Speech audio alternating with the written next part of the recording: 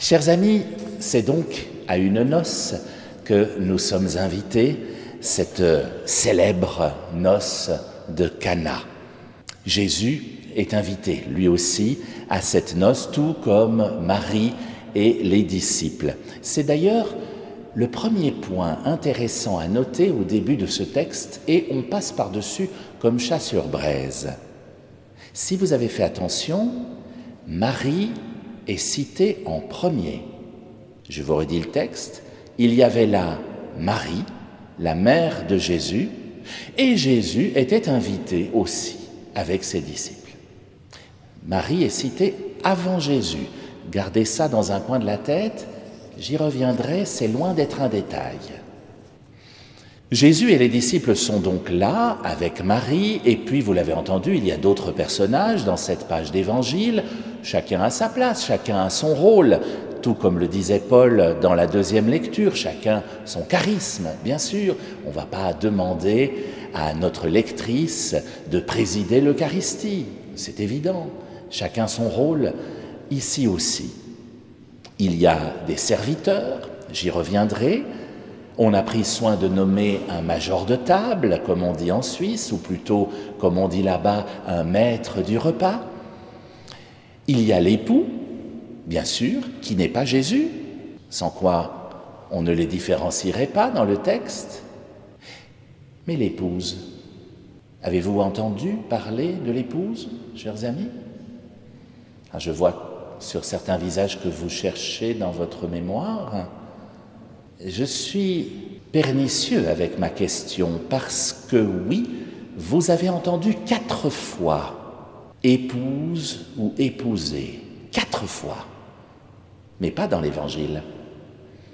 Dans la première lecture, le livre du prophète Isaïe, et avez-vous noté au passage qui est cette épouse dans la première lecture? Eh bien, c'est nous. Isaïe traite le peuple de Dieu d'épouser. On t'appellera d'un nom nouveau, on t'appellera l'épousée, parce que tu seras l'épouse de ton Dieu. C'est donc vous et moi, l'épouse. En tout cas, dans la première lecture, reste à voir si la mystérieuse épouse qui manque à Cana, ce ne serait pas peut-être aussi un peu nous. Gardons aussi cela dans un coin de la tête. Et puis il y a également le vin dans cette histoire. Nous ne le savons que trop bien.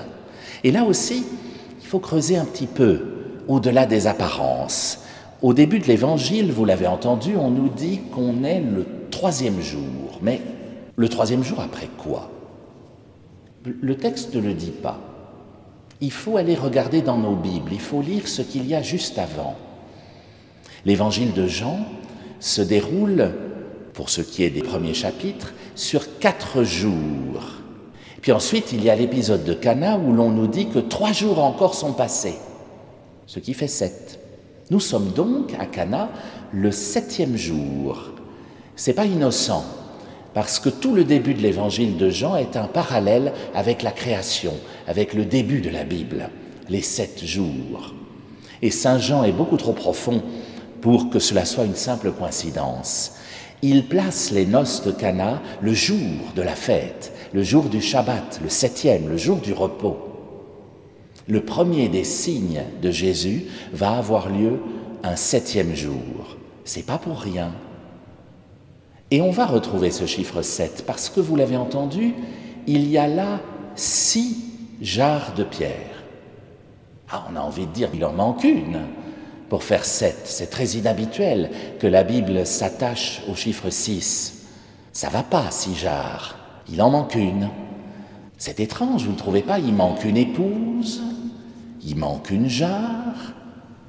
Mais que mettent les serviteurs dans ces jarres de pierre? Vous l'avez entendu aussi, ils y placent de l'eau. Et qu'est-ce que le maître du repas y goûte ensuite, puisé par les serviteurs? Du vin. Nous le savons bien. Ça ne vous rappelle rien? Un serviteur, de l'eau, du vin? Mais c'est exactement ce que je verserai dans le calice tout à l'heure, de l'eau et du vin. Et vos prêtres ne sont que des serviteurs, chers amis. Ce n'est pas parce que nous avons un bel habit que nous sommes des personnes au-dessus du lot, pas du tout. Un prêtre, c'est un serviteur, nous sommes là pour servir un repas. Tout comme dans un très bon restaurant, les serviteurs sont très bien habillés en l'honneur des convives. Et c'est d'ailleurs eux qui goûtent le repas en premier avant de vous le servir. Nous sommes de simples serviteurs, exactement comme à Cana.